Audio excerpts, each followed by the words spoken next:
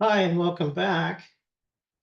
So as we pick up where we left off here on the perception action topic, um, I want to talk a little bit about how I finished the last video and where we're going to go next. And it has a lot to do right here with um, the perceptual information that's required for either feedback or feed-forward control to be used in the control of a movement, such as a reaching movement. And one thing that I reconsidered after I finished my video was the last video was whether I was completely um, uh, accurate or comprehensive when talking about the feed-forward theory.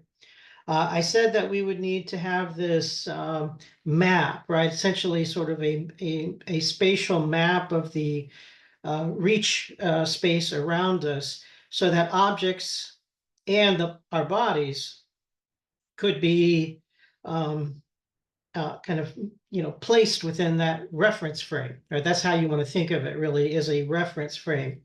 And you might see a little bit in the book about the difference between what's called an egocentric frame of reference versus an allocentric frame of reference. And what that means is that an egocentric frame of reference is uh, a spatial coordinate system. Think of when you learn the Cartesian coordinate scheme, in math class, and you have your XY coordinates, right? Well, here we're going to have everything with an XYZ coordinate because it's a three-dimensional space that we're dealing with. But when you learn about the Cartesian scheme, you learn about there being an origin, right? And the origin is the 0, 0 in the 2D space, or 0, 0, 0 in 3D space.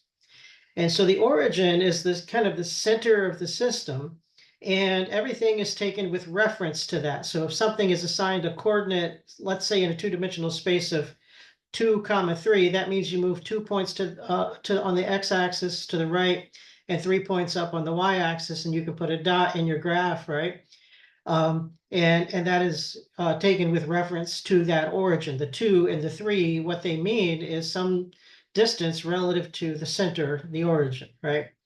So when we talk about egocentric and allocentric frames of reference in body perception or perception with regard to reaching, we can also ask questions such as, where is the origin of this system, right? And that's where I'm talking about egocentric, meaning the origin is some body-centric place, right? So it might be where the eyes are, or sometimes we like to simplify it by picking a point halfway between the eyes and think that that becomes the origin of your visual space, is where your eyes are, and everything is taken with reference to the location of your eyes. That could be fine. That's fair. That's a possibility, right? And that means that an object needs to be perceived as having some spatial location relative to where your eyes are. That would also mean that your hand has to be assigned a place in reference to where your eyes are. So now you have these two locations, object location and hand location. And you have to be able to plan the kind of movement trajectory that's required to get your hand to go from its current location to the desired location, which is where this object that you're reaching for is. And I wanted to add all of this to the previous discussion at the end of the last video, because I don't think I really fully explained that. Instead, I was talking more about this idea that we might try to have an allocentric frame of reference. That's kind of where my head was as I was finishing that video. And what I mean by that is that in an allocentric frame of reference, we just have objects that have a position in some external frame of reference, right? Allocentric meaning the origin is somewhere outside of the body in the world somewhere. And that we would be able to compute some kind of a spatial map of reality with some external origin like that. And the question then becomes, can we really do that?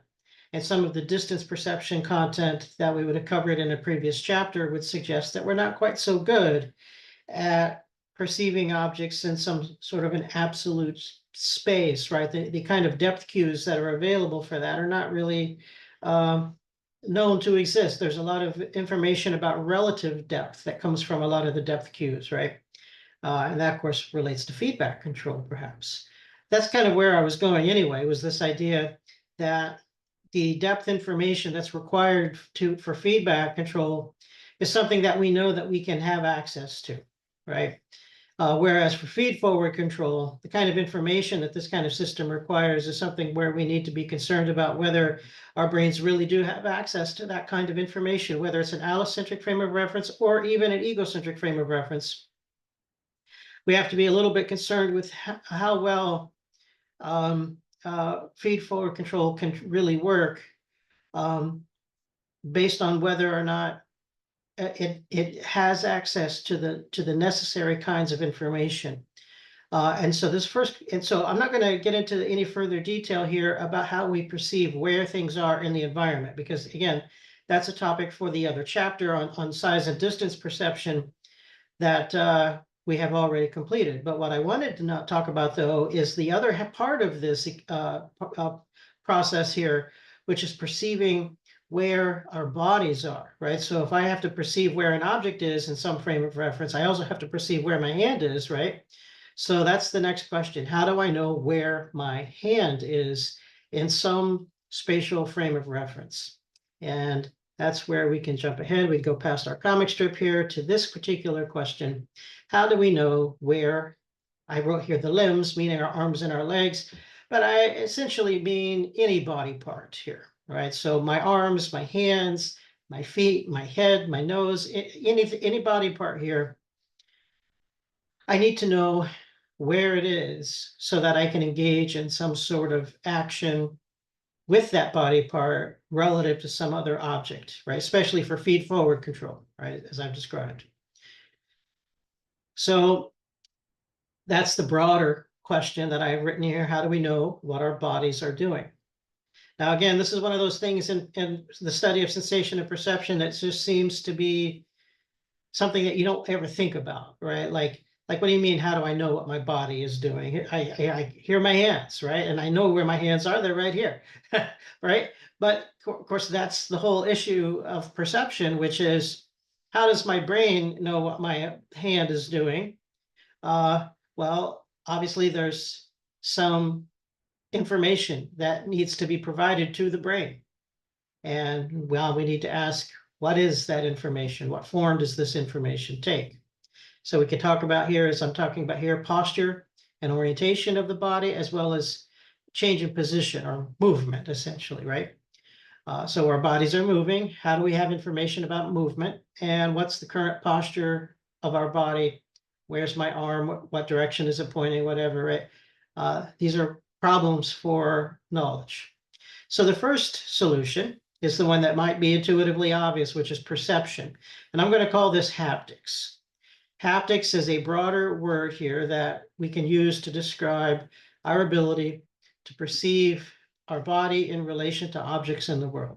Of course, seems to be an important and relevant piece of information for the control of any movement with regard to those objects in the world.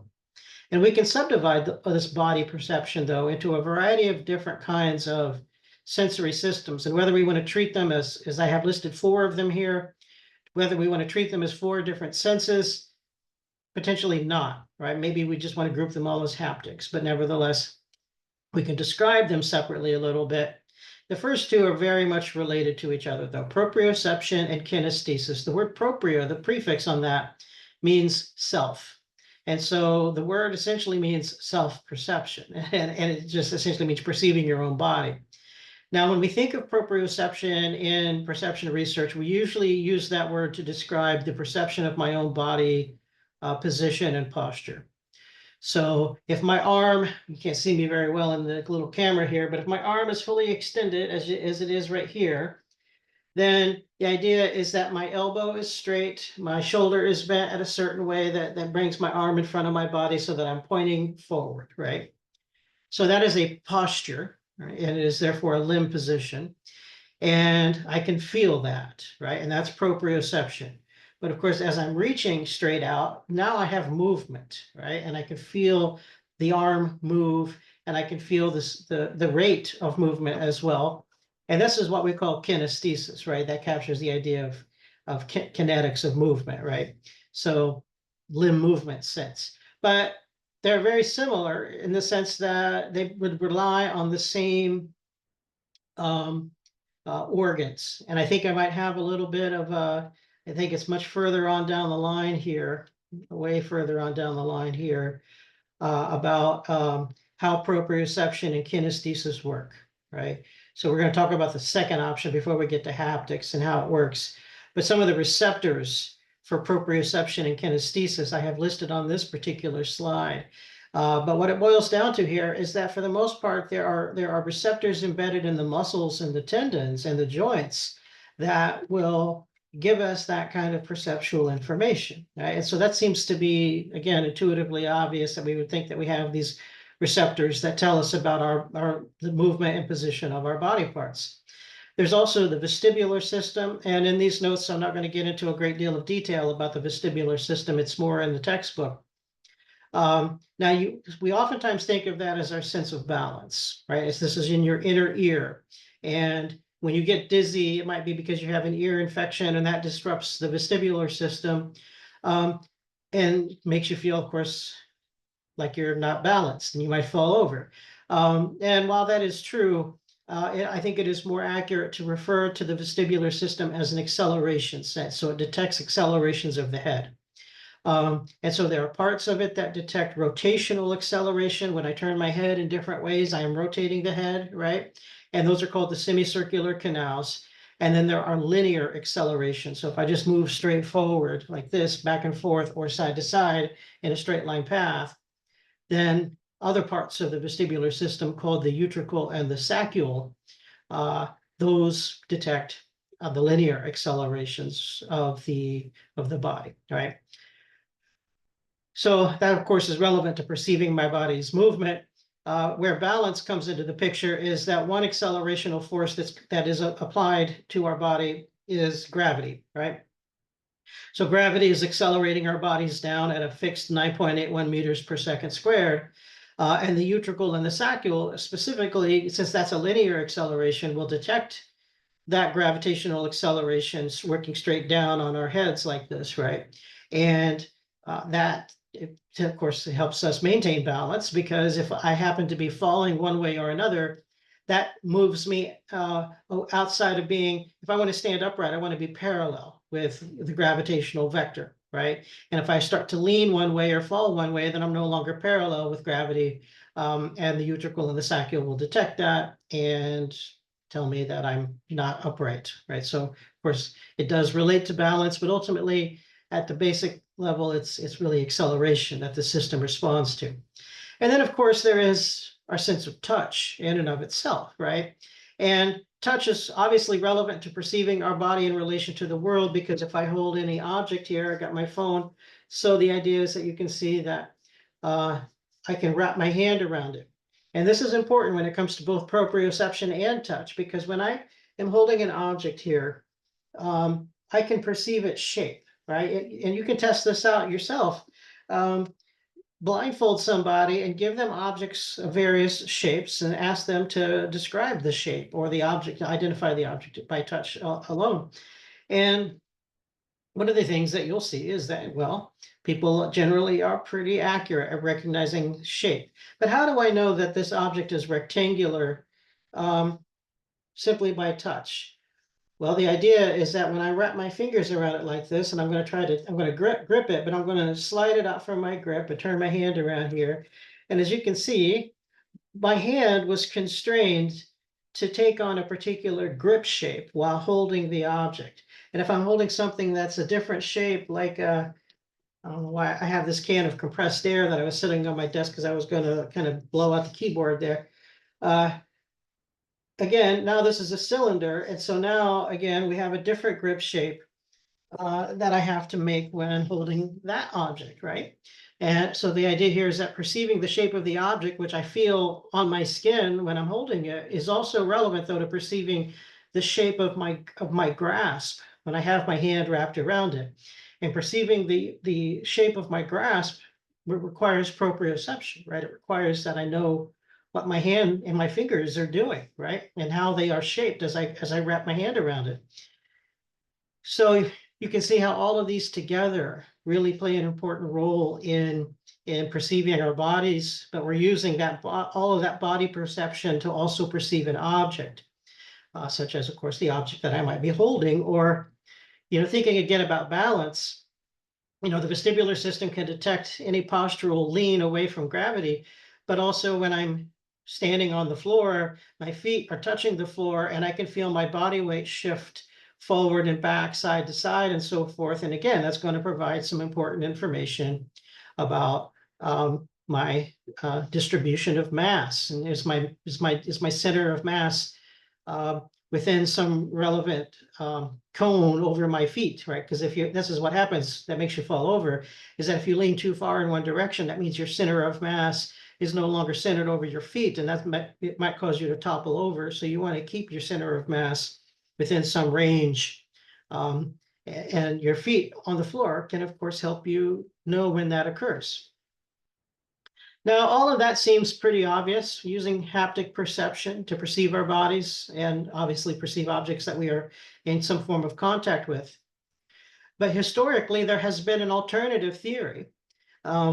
And even though I might say historically as if this was an old idea, and it is an old idea, there are still remnants of this kind of theory that are still part of modern motor control theories. So therefore, we still need to talk about it a little bit. So it has a couple of names here. One is called Efference copy, AKA, and also known as corollary discharge. What in the world does this mean?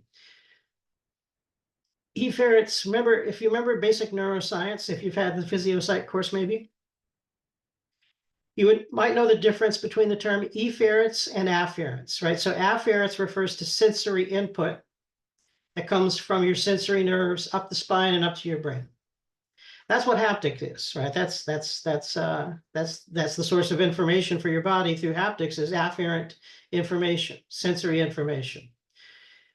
But here the argument is that it's really efferent information that's providing the information about what our bodies are doing. What is efference? Well, those are the motor signals, right? So if afference is the sensory input that comes from the senses up the spine and up to the sensory parts of the brain, efference is the descending motor signals that come from the brain down to the spine and then control the muscles. You can remember the difference between efference and afference if you remember the difference between effect and affect, right?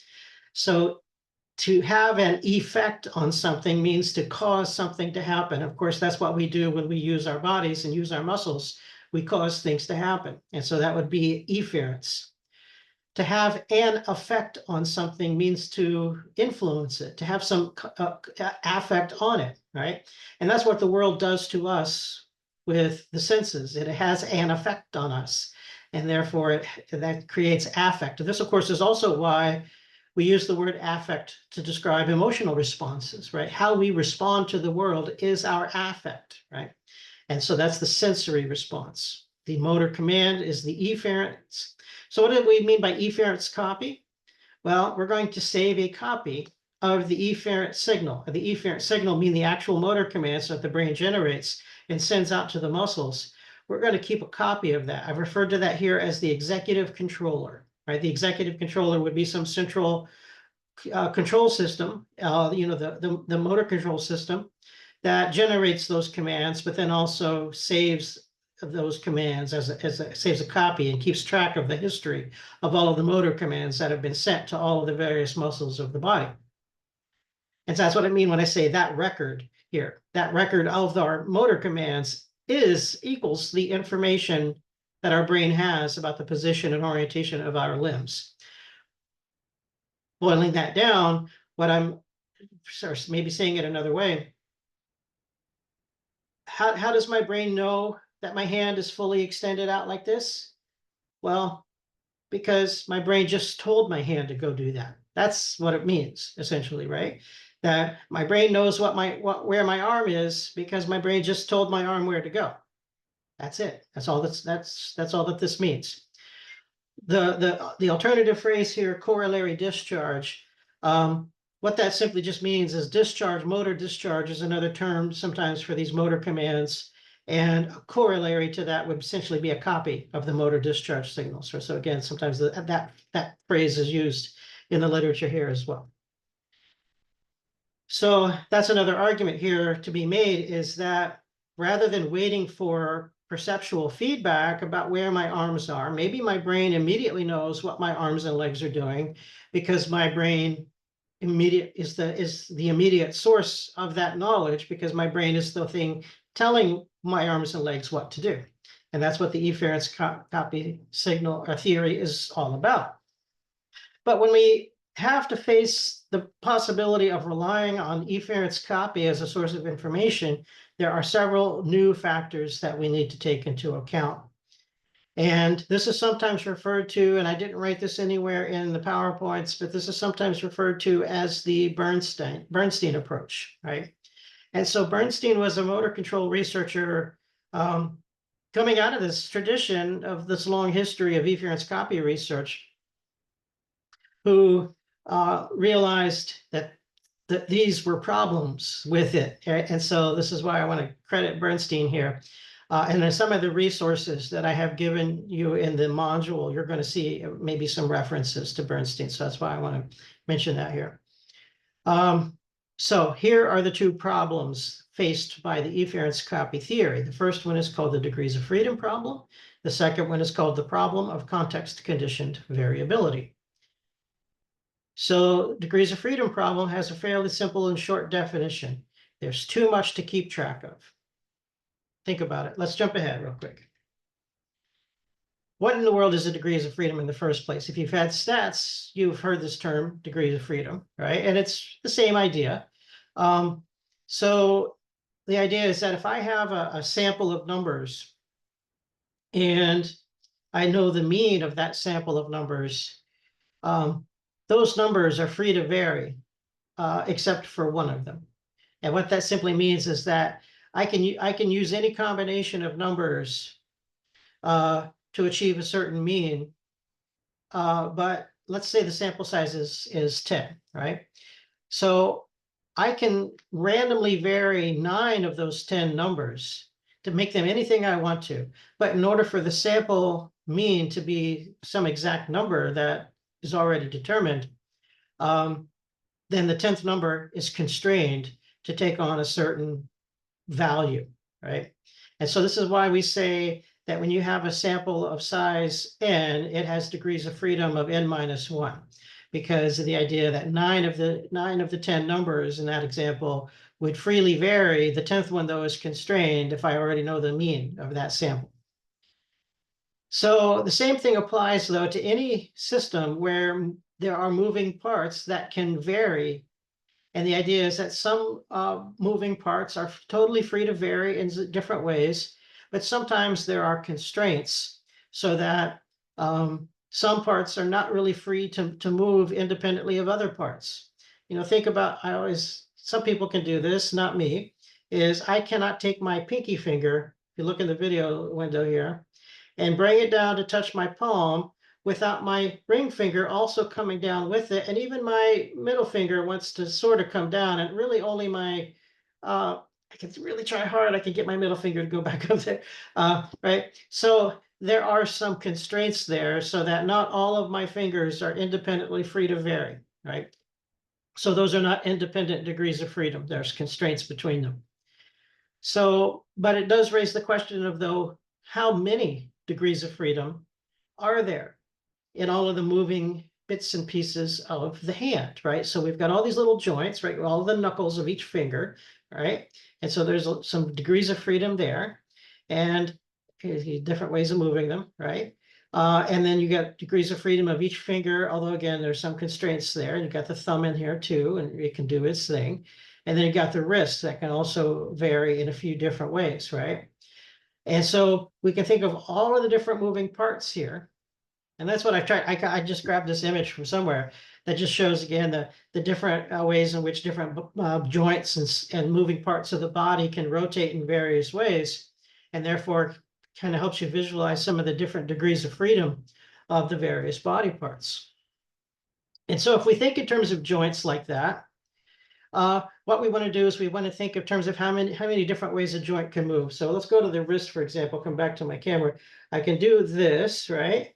I can also do this. So those are 2 degrees of freedom. There's 2 different dimensions of movement, but there's also the twisting movement of the whole forearm. So we could kind of add that in there and talk about 3 degrees of freedom at the wrist, right? And that's what the little sphere is on this diagram we're trying to capture here are the 3 degrees of freedom, a 3-dimensional sphere there that kind of captures the 3 axes of rotation. But with it, then you got the 5 fingers. Again, some constraints there, but within each finger, you have multiple joints, the knuckles.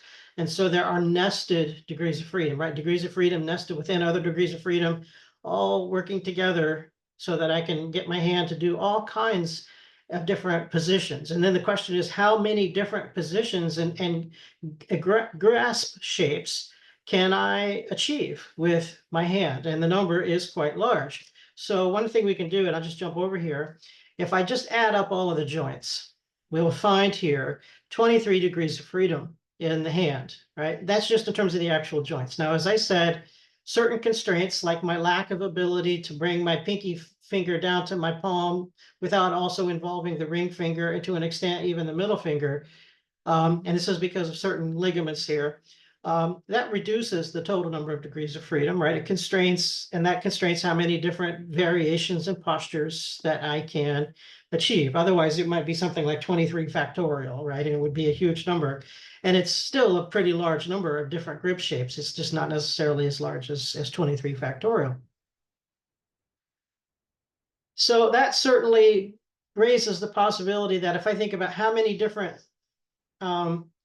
independently moving degrees of freedom, not just in the hand, but the entire body, we're looking at dozens, if not hundreds, of degrees of freedom here that the brain has to keep track of. If we're going to rely on efference copy, the brain has to keep track moment to moment to moment of the position of every moving part of the body. And starting at, treating the moving parts at the level of all of these individual joints that have their independent degrees of freedom minus a few constraints, you're going to have a lot of degrees of freedom there, right? That's a lot to keep track of. But one of the things that we also have to realize is that the brain doesn't control the joints directly, right? What the brain can do is it causes muscles to contract, right? The signal coming from the brain is a nerve signal that comes down the spine. And in the spine, the signal synapses onto what are called motor neurons. And the motor neuron sends an axon that synapses directly onto the muscles, the muscle fibers. And there, the muscle fibers have receptors that respond to neurotransmitter, and this triggers muscle contraction. And then, of course, muscle contraction ends up moving the joint, but the brain is not really directly addressing the joints. It's directly addressing the muscles, not the joints. And sometimes what we would now realize here is we have to think, well, okay, then we shouldn't be counting joints to figure out how many degrees of freedom are in the body. We should be counting muscles. And I don't have an exact number, prepared here, but what we can do is simply just realize with a little bit of thought that the number is much larger than the number of joints. Because if we think about this, for the wrist and the hand, right? How many muscles do we have? Well, I have a picture here, right? Here we have all of the various muscles that are kind of intrinsic to the hand, right? There's 13 of those, but then there are all of these flexors that go down your forearm, flexor and extensor muscles. You see them, they're labeled there. You don't have to worry about the anatomy here, like the flexor digitorum profundus, and so on and so forth. And the supinator, that's the part that helps you rotate your whole arm in one way or another. And so there are multiple extrinsic muscles here. So now we end up with 24 muscles here. And so that's a slightly larger degree of freedom for the muscles of the hand. But if we also go back and think about other things like the shoulder has 3 degrees of freedom, right? It's a rotating joint, so you can get a couple of different, right? So I can do this chicken wing thing here, right? I can also go kind of forward and back with the whole arm, and then I can do this rotating kind of a thing, right? And maybe I can try to, yeah, rotating more like this, I think is the idea. So, but how many different muscles do we have there, right? We have deltoid and trapezius, and maybe even the pectoral muscle plays a role in this. And with the elbow, we have essentially just more or less 1 degree of freedom there, but we got 2 muscles, the bicep and tricep, involved in regulating that. So we're seeing here that the total amount of muscles that the brain now has to keep track of is even larger than the number of joints. If we're counting joints, now we're really going to switch and say we got to really count muscles. And now the task of efference copy for the brain is to keep track of the current state of every single muscle in the body. Well, now I wrote muscle groups because sometimes we might think that muscles work together as a functional grouping, like the bicep and tricep working together to control the elbow. But it might be the case that we have to count individual muscles. But even more relevant is this idea that a muscle is not a unitary thing. A human muscle is really a bundle of muscle fibers, and each muscle fiber is divided into little segments called motor units.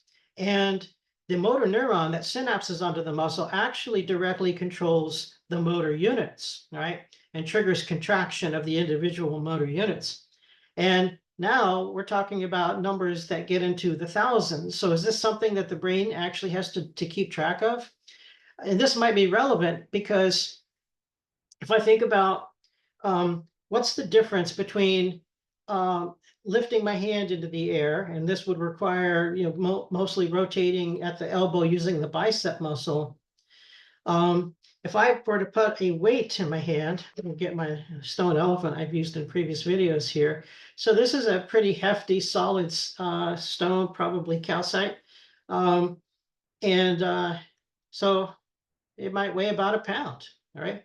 So now as I move my hand up and down in the same way, I'm using the exact same bicep muscle to move it up and tricep to let it go back down. But now the extra weight in my hand requires some additional muscle force. And that means that how do I achieve that? Well, I have to recruit more motor units to do that, right? So the idea is that in certain situations, the amount of motor units that have to be recruited is a function of how much force or strength is required to perform a specific movement. So by lifting something that has a certain amount of mass to it, then I need to have a few more motor units recruited to do this. And so now we have more things that need to independently vary, right? Different amount of motor units depending on the kind of movement that I'm performing. And so once again, we see that the total number of independent degrees of freedom of this system is going to start to expand quite rapidly to be a very, very large amount of information that the brain has to keep track of. I think I've covered everything for degrees of freedom. Let me run back here. So already that's a problem faced by the efference copy principle, is how much does the brain have to keep track of? The number seems to be quite extreme. And is this even reasonable to think that the brain is capable of tracking that much information moment to moment to moment?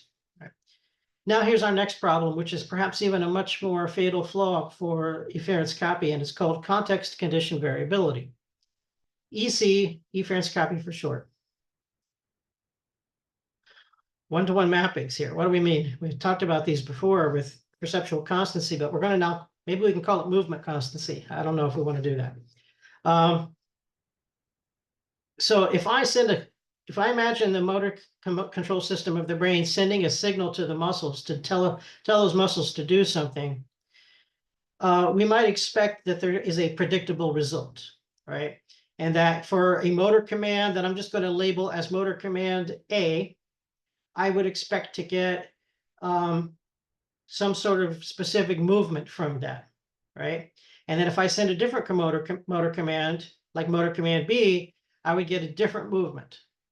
So the idea is that once I have learned how to control my body, I have all of these pre-programmed motor commands, and I know the result of every one of them.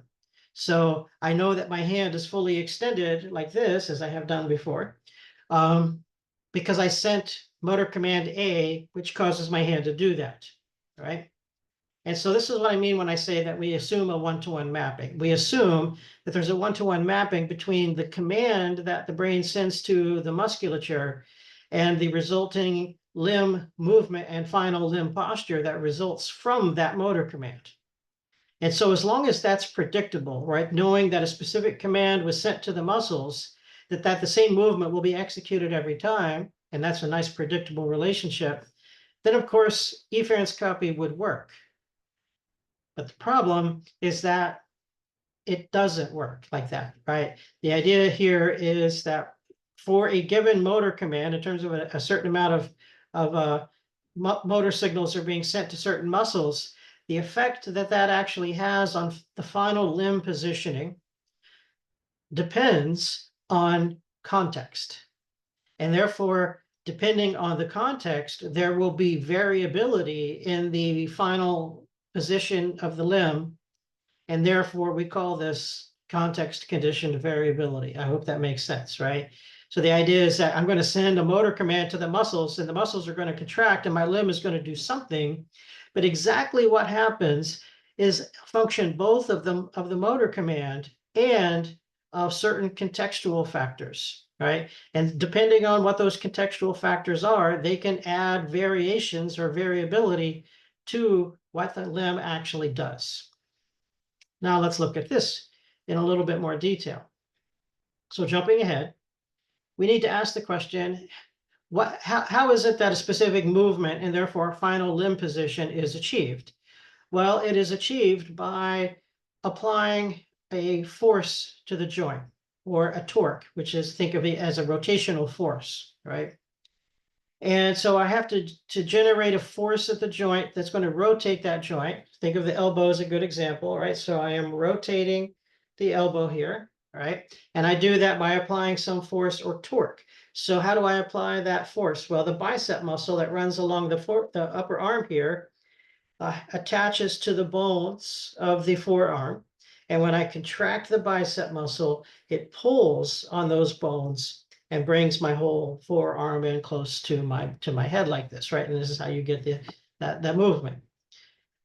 So we want to do some physics, biomechanics here. Force equals mass times acceleration. So if I apply a certain force to the joint, what I'm expecting to do is I'm expecting to my limb segment that I'm moving, which in this case is the whole forearm hand system here, it's going to have a mass, right?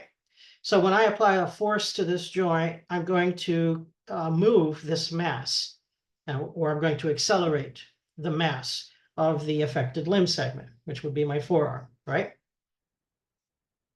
So the question here is, for a given force, if that's the goal of the motor command, is to generate a specific force generated by the muscles, and if I know the mass of the limb segment, I should be able to predict the exact amount of acceleration that I get, and therefore I would know the exact movement that would result, right? That's the goal, of course, right? When I say we want some sort of predictability here, that for a specific motor command, which is going to generate the force, I know what's going to happen to my limb in terms of the resulting acceleration that will then travel some distance and stop, and I know where my hand is going to stop, and I'm going to get to where I want to go. So first question we have to ask is, does the motor signal actually specify the magnitude of the force applied to the muscle? And the answer to that is actually certainly unclear. But if we just assume for now that the answer is yes, and we're going to say that they may specify the amplitude of the force applied to the limb segment, we still have questions about whether or not we can predict the acceleration of that limb segment simply by knowing the amount of muscle force applied. And the reason for variation is, again, context. And what is the context? Well, I have a list here. First one is the type of joint that we're dealing with here, right? Different joints have different kinds of functional anatomy. And that means that the amount of force and acceleration you're going to get out of the action around that joint depends on as I said, the functional anatomy, or what's technically known as the lever arm dynamics of that joint. So here's a graph. We'll come back to that list in a second here. Here's a graph that kind of shows us what we're trying to deal with here. This is a simple joint segment here that has the little circle here would be the axis of rotation of our limb segment. And so that might be a joint like the elbow. And this long blue line would be the forearm. And then the question here is we're going to apply a torque, right, which is the rotational force to this joint so that we're going to get it rotating. And therefore we can move that limb segment in some direction. Well, one thing that we know about a lever arm is that where you apply the force will influence how much torque you get out of the input, right? So depending on how close you are to the axis of rotation, which kind of serves as a fulcrum for the lever arm, you're going to get differences in the movement output. Now, to be a little bit more clear here, the idea is that let's imagine an actual arm that has two limb segments, right? And we have a muscle that spans the limb segments like the bicep would, right? And the idea is that depending on where the ends of that muscle, the muscle is this orange thing here, right? And the tendons would be those long, thin orange lines that connect to the different muscles, or sorry, bone segments of the limbs. Depending on where the attachment points are, we're going to be able to generate more or less force for a given amount of muscle contraction. So there's some variations here based on, how this is wired up, how this is all connected together. But also one thing to further, keep in mind is that there are actually different kinds of lever arms. And so again, back to mechanics here, in biomechanics, there are a lever arm is defined by the relative position of the fulcrum and resistance to movement in the actual place where the force or torque is applied. So the fulcrum is labeled here as F, resistance is R, and the place where the energy or torque is coming from is E, right?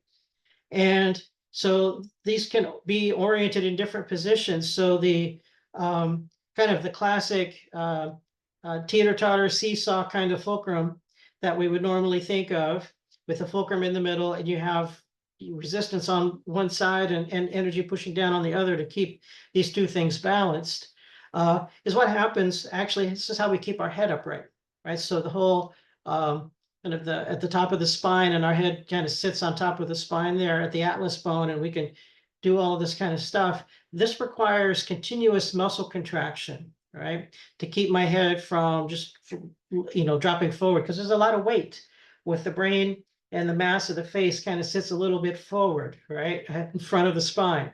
And in order to keep my head from always kind of goggling forward like that, I have to have some continuous muscle contraction in the back of the neck, pulling down, right?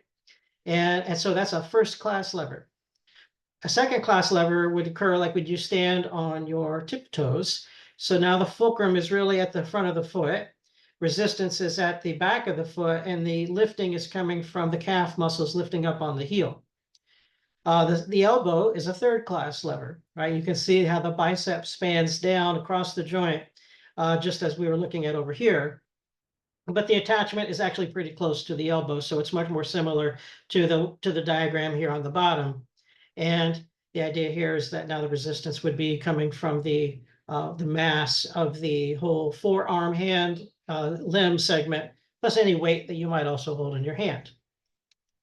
And so the point here being that the effect that any particular motor command has on the resulting acceleration of a joint depends on the lever arm dynamics of each joint. So there's variation all across the body with all of the different kinds of lever arm dynamics that exist with each joint.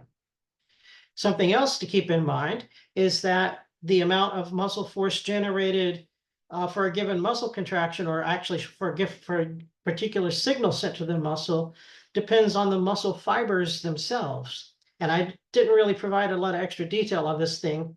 I don't want to get into too many rabbit holes on this topic.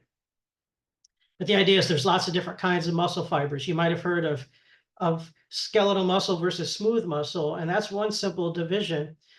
Smooth muscle is what generally controls most of the parasympathetic internal organs, right? Skeletal muscle is different. And that's all of the stuff we're talking about here for the control of movement. But the thing is that even with skeletal muscle, there's different types. There's pinnate, bipinnate, unipennate, multipennate, parallel fibers, and so on and so forth. Right? There's lots of different muscle fiber types, and they have different force generating characteristics.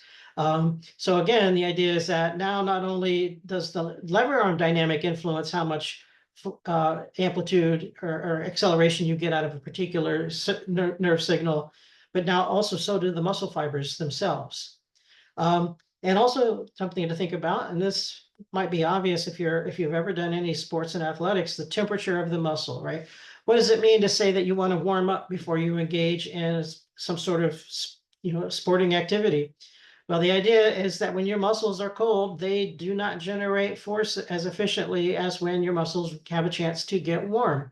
And so, yes, the temperature of the muscles really does affect the amount of force you can generate here. Also, existing tension in the muscle. So if I apply tension to a muscle by tightening it somehow, that tension is a way of that muscle resisting external commands and forces affecting it, right? So the tension current, and all muscles have some amount of tension in them all the time, right? Even if I apply some attention to muscles, I can tense them up and make them resist certain movements. But at all times, our muscles have some degree of tension within them, right? If they didn't, we would just collapse to limp spaghetti, right? And so we have to have some degree of constant muscle tone in order to have any posture whatsoever. So that means the current tensional state of every muscle determines how it's going to respond to a novel motor command that's being applied to it. And now what's also important to keep in mind is that the tension of a given muscle will vary as a function of the current length of the muscle. This is called the length tension relation. So what do I mean? Well, again, let's come back to, making your bicep stand up here by contracting in like this, right? So what's going to happen is as I contract in like this, I am contracting the bicep muscle, and that means I'm shortening the bicep muscle. And as I then extend my arm fully out, I am lengthening the bicep muscle, but contracting the tricep, right? So the bicep and the tricep adopt a variety of different lengths as my arm can continuously rotate around the elbow like this. As those muscles change their lengths, their tension will change accordingly.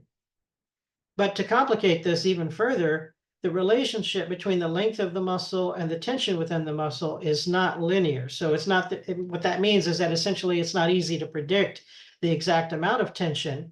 If I were to somehow know the existing length of the muscle, I might be able to predict its tension and therefore how it might resist any sort of new motor command. But that's hard to predict because the relationship between muscle length and muscle tension is not linear, right? Also, if the limb is already in motion, that means there's already some acceleration being applied to it. And if I'm going to move it, then I have to not only sort of apply a muscle contraction to get the limb to go where I want it to go, but I have to counteract any ongoing movements that are happening here. And then, of course, there's the world, right? There's always some external force acting on the limbs.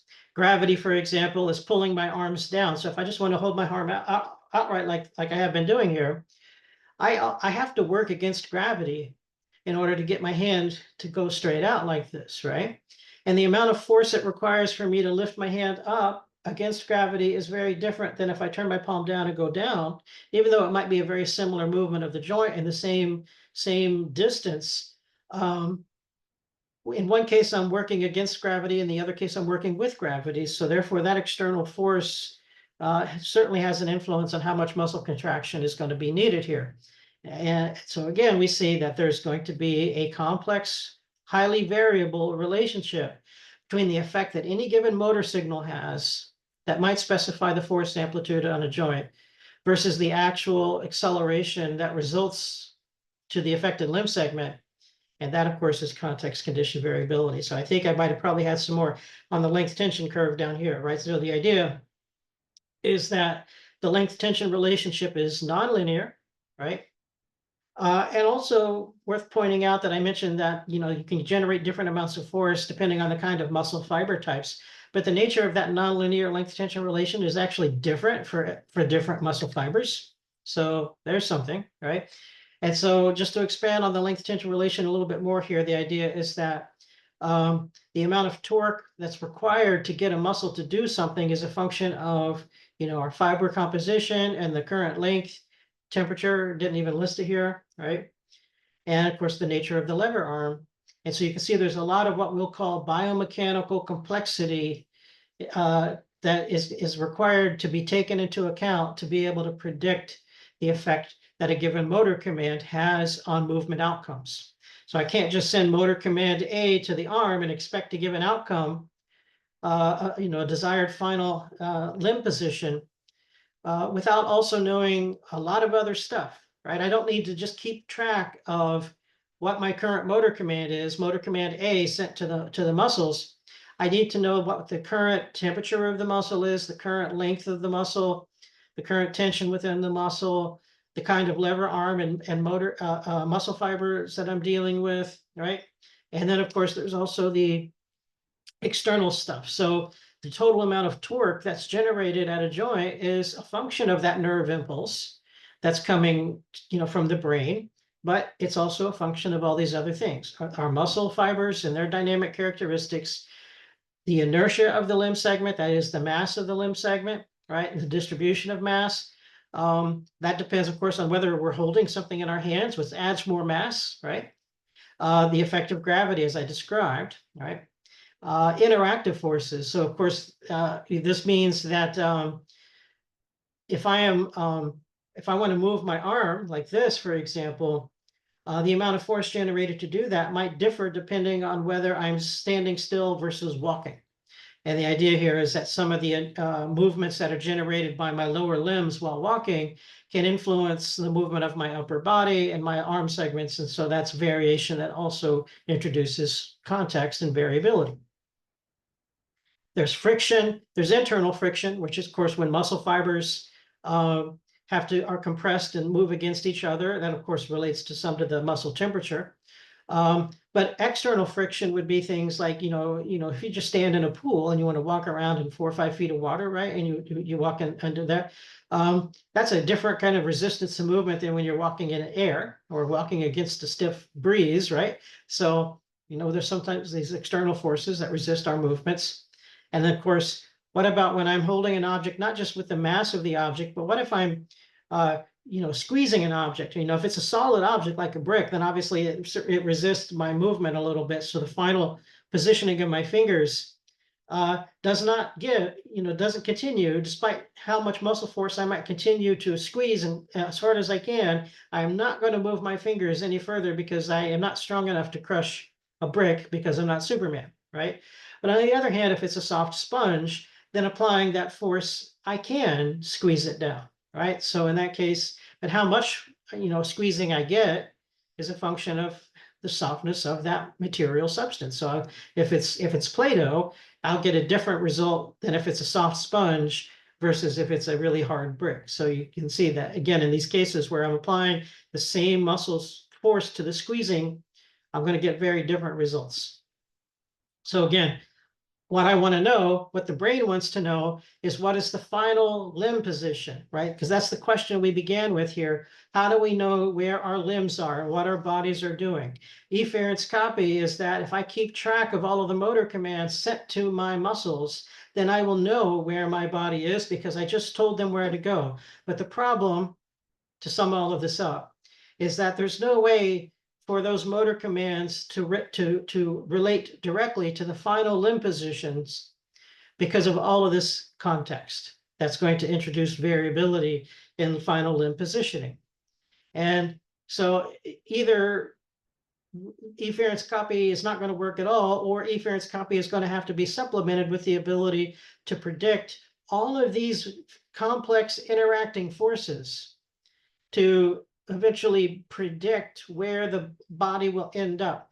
And in the motor control literature, this is referred to as an internal model, right? An internal model is essentially a model that figures out, based on a specific motor command that's been generated, and knowing something about the movement dynamics of the body could do a relatively decent job of predicting future body states, right? And the success of such internal models can vary from not so good to pretty reasonably good. But the idea, the remaining question is that what the brain is really doing? Is the brain really generating these internal models to effectively predict the effect of any given motor command on the body, right? So that's the question, and that's our final question here. Can efference copy work? The answer appears to be questionable. We might be skeptical of whether it's going to work, whether these internal models can work. There's so much to keep track of. There's so much variation in the output that it's not clear if we can effectively predict the effect that any motor command will have on the body. So then, of course, this takes us back and circles us back to the other question, which is, well, maybe it's perception after all, right? That if the brain is not going to be able to predict the relationship between a motor command and a movement outcome, that we're just going to have to rely on perception to tell us about the movement outcomes.